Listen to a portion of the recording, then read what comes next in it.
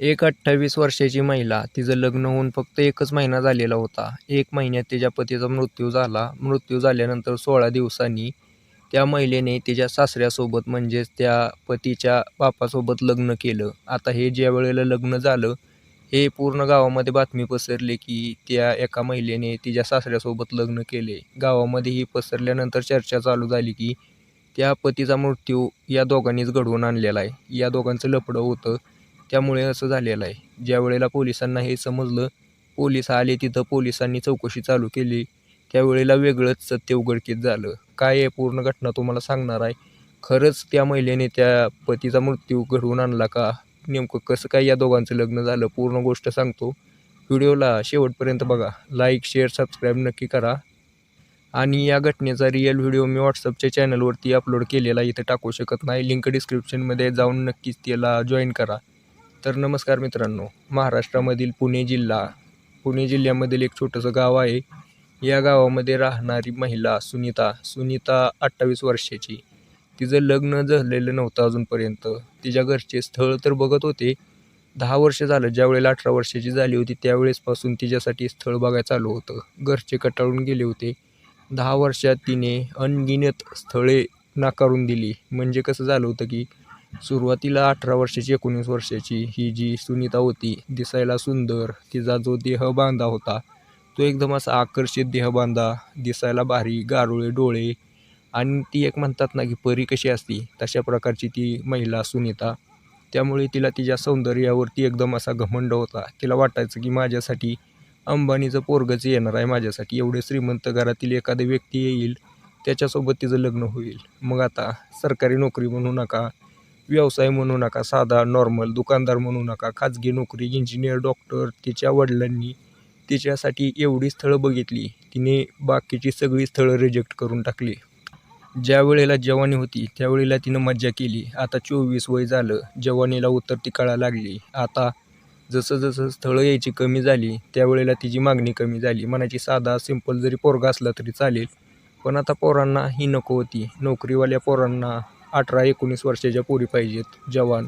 आता ही ज्या जवानीला उतरती कळा लागली होती तर हिला कोण घेणार आहे. तर असाच विषय झाला. बाजारामध्ये लेट झाला होता तर हिला आता पोरं रिजेक्ट करायला लागली. असं करत करत 27-28 वय झालं. तिच्या वडिलांनी सांगितले की बाई तुझ्या पुढे हात जोडतो मी, जर तुझं कुठं बाहेर काय असेल ना तर मला सांग, त्याच्यासोबत लावून देऊ. नसेल तर जे स्थळ येईल आता इथून पुढे त्याच्यासोबत तू लग्न कर. नसेल तर तुझं आणि आमचा विषय संपला. तू तुझ्या वाटेने, मी माझ्या वाटेने. ज्या वेळेला असं तिचे वडील म्हणतात त्यावेळेला सुनीता म्हणते, माझं चुकलं, एवढे दिवस मी असं करायला नाही पाहिजे होतं, वडिलांचं ऐकायला पाहिजे होतं. म्हणून आता ती म्हणते हो, आता जे स्थळ येईल त्याच्यासोबत लग्न करून द्या माझं. ज्या वेळेला सुनीता असं म्हणते त्यावेळेला वडील तिचे एक स्थळ बघायला चालू करतात. शेवटचे स्थळ येतं अनिल नावाच्या व्यक्तीचं. पेशाने इंजिनिअरिंग करणारा, 80,000 रुपये पगार, दिसायला सुंदर, सुशिक्षित असा वाटणारा तरुण. त्याच्यासोबत तिचं लग्न ठरलं. आता 14 नोव्हेंबर 2025 रोजी या अनिलचं आणि या सुनीताचं लग्न झालं. सुनीता ती आता सासरी आली. सासरी ना त्या अनिलला आई होती ना बहीण होती, त्याचा फक्त बाप राहिलेला होता जिवंत. कोरोनामुळे अनिलची आई आणि बहीण वारलेले होते. आता हे तिघंच होते कुटुंबामध्ये. त्यामुळे सुनीताला भारी वाटलं. ना तिच्या मागे सासूची कटकट, ना नंदची कटकट, कोणाची कटकट नव्हती, फक्त सासरा बी थोडा वयाने वयस्करच झालेला होता. असा विचार करून ती आता खुश झाली. पण नवीन घर, नवीन नातं आणि नवीन नवरा, तर अशा प्रकारे तिचा संसार चालू झाला. ज्यावेळेला ही जी पहिली रात्र होती, तिचा नवरा आला, सजून जजून बसलेली बेडवर. 28 वर्षाची, आतून भरून बसलेली होती. तिनं आजपर्यंत कधी शरीर संबंध केले नव्हते. इच्छा तर खूप होती पण अजूनपर्यंत केले नव्हते, भेटले नव्हतं. आता ती मनामध्ये स्वप्न रंगवत होती की आज असं करू तसं करू. लय स्वप्न रंगवली. ज्या वेळेला सुनीताचा पती अनिल त्या रूममध्ये आला त्यावेळेला तिच्या सगळ्या स्वप्नांचा साकाचूर झाला. तो जो अनिल होता फुसका बॉम्ब होता. म्हणजे कसं, शरीर संबंध अजिबात करू शकत नव्हता. त्याने ज्या वेळेला जवानीमध्ये होता हस्तमेथन करून एवढी त्याचं शरीर खराब करून टाकलं होतं, तो आता काहीच करू शकत नव्हता. आला सुनीताच्या कडेला, निवांत झोपून गेला. सुनीता वाट बघत बसली. सुनीता म्हणली पहिला दिवस आहे, नवीन व्यक्ती आहे, घाबरला असेल म्हणून सोडून दिला विषय. 10 दिवस गेले, 11 दिवस गेले, तरी पण काहीच नाही. सुनीताला आता हे थोडं वेगळं वाटायला लागलं. सुनीताने तिच्या सासऱ्याला म्हणजेच त्या अनिलच्या बापाला विचारलं की काय विषय आहे? हा माणूस तर शरीर संबंधच करत नाही. मी कसं जगणार? असं म्हटल्यानंतर त्या सुनीताचा सासरा काय म्हणतो माहिती आहे का? रमेश, तू कशाला काळजी करते? मी आहे ना. तो काय झालं आहे विषय, नामर्द आहे तो. तो नाही शरीर संबंध करू शकत. सुनीता म्हणते, तुला हे माहिती होतं तर तू माझ्यासोबत त्याचं लग्न का लावून दिलं? तर सुनीताचा सासरा काय म्हणतो माहिती आहे का?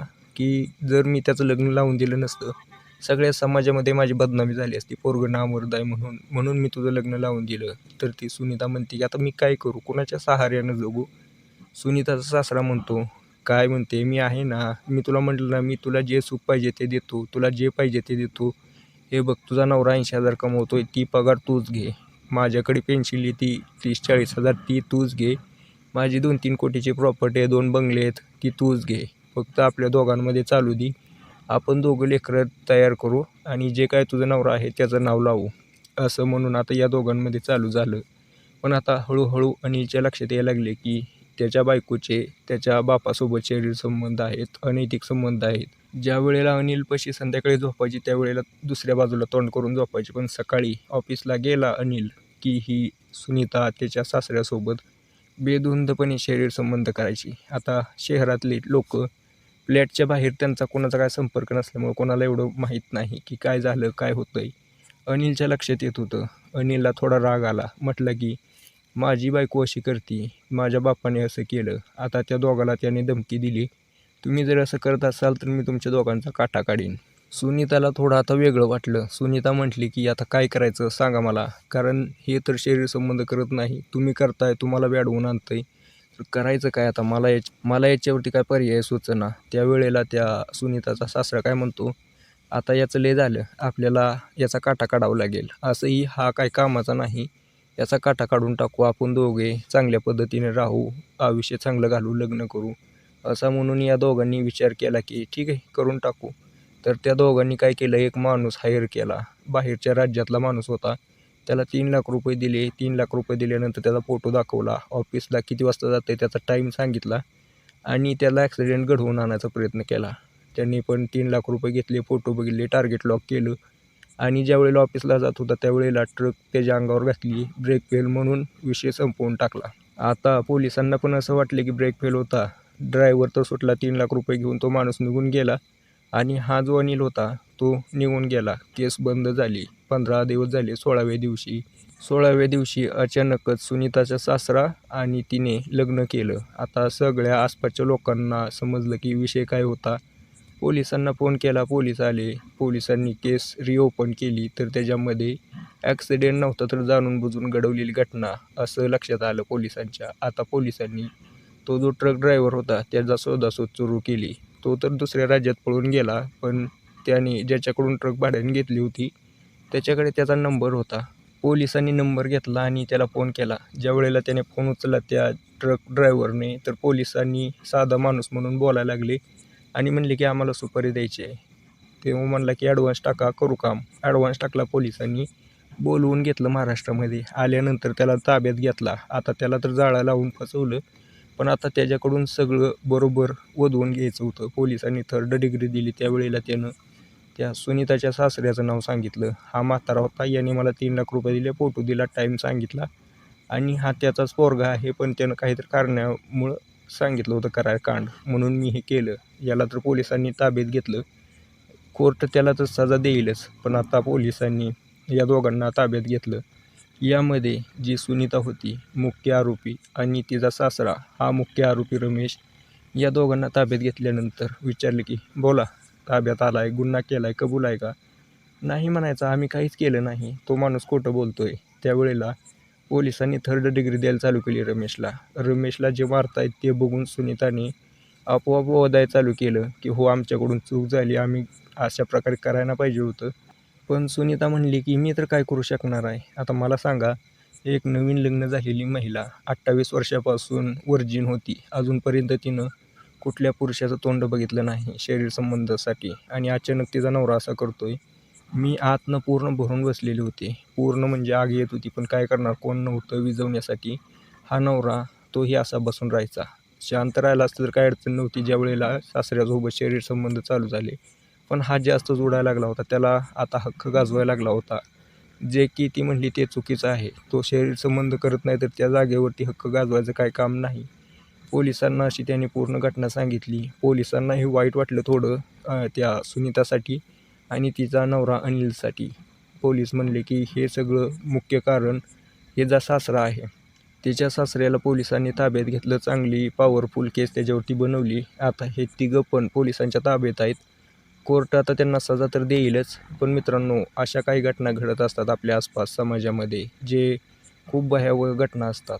ही घटना तुम्हाला सांगण्याचा माझा उद्देश असा नाही की तुम्ही विचलित व्हावं. मी तुम्हाला एवढ्यासाठी सांगत आहे की तुम्ही जागृत व्हावं. पुढे काही अशा घटना आसपास घडत असतील, ते तुम्ही सावध व्हावं. ही फक्त माझं म्हणणं आहे. बाकी व्हिडिओ आवडला असेल तर लाईक करा, शेअर करा, चॅनल सबस्क्राईब नक्की करा.